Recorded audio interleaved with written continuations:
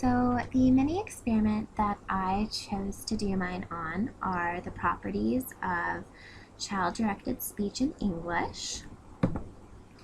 And the first piece of background literature that I chose is by Cooper and Asling from 1990. And what their literature was about is how mothers are seen to modify their language when they are talking to children. And this includes changing their linguistic and prosodic speech. When linguistic aspects of speech are altered, there are different factors that are impacted. These factors being better articulation, fewer words in an utterance, more repetition, and decreased structural complexity. The second piece of literature that I chose is by Pan, Ivans Bailey, Winter and Snow from 1996, and their literature looked at how the speech that occurs between adult to adult versus child-directed speech is different with regards to phonetics, vocabulary, and grammatical complexity. And this demonstrated that when a mother chose topic relatedness, it resulted in conversation eliciting utterances.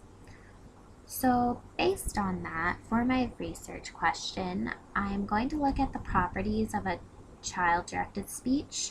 Specifically, I want to look at how mothers change their linguistic and prosodic speech with child-directed speech opposed to how they speak when talking with adults. So based on the research done with the background literature, I hypothesize that there will be a noticeable difference with vocabulary and grammatical complexity when a parent is talking to an adult compared to when the parent is using child-directed speech. So to test my hypothesis, I'm going to observe conversations between an adult and a child, and that same adult conversing with another adult. I'm going to observe their vocabulary usage and their grammatical complexity in order to compare the different interactions. So I'm going to observe two different adults, and the reason it's only two is because I could only find two adults that had children within the same age range. So each adult will have a conversation with their child. Each child is 2 years of age, and then they will, after that, have a conversation with another adult. And each conversation will be around a minute long. It's a little longer, but approximately a minute long. And they will be given a topic to discuss. The topic will be that they will be discussing is food. The independent variable will be the conversation topic, and the dependent variable will be the conversation that occurs on the topic. So with adult number 1, when they are speaking to the child, they were asking questions about hunger, using vocabulary geared towards younger children, using vocabulary like yum yum, tum tum, yay, talking very slowly, really trying to get a child's reaction, a response, very slow utterances. And the grammatical complexity, there was not really any complex grammar that was used with the child. It was very much geared towards communicating with a 2-year-old, very slow, waiting for that response.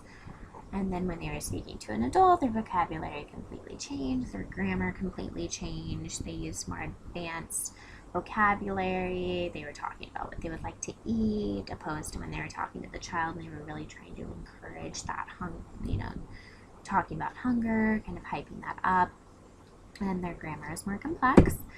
Adult number 2, they didn't use the simplistic vocabulary that adult number 1 used with the yum yum tum tum.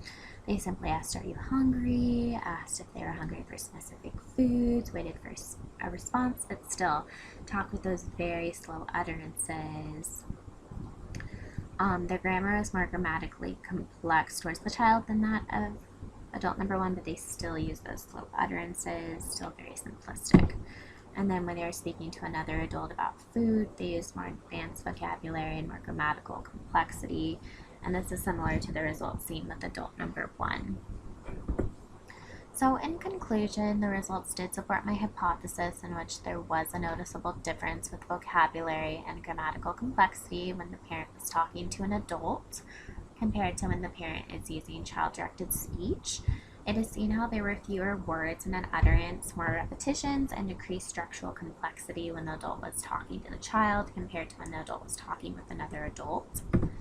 And for my references, the two pieces of literature I used, the first one was communicative intent expressed by parents in interaction with young children by Pan, Evans, Bailey, Winter, and Snow. And then the second one was Preference for Infant-Directed Speech in the First Month After Birth by Cooper and Asling in 1990. And that is it. Thank you for your time, guys. Have a good day.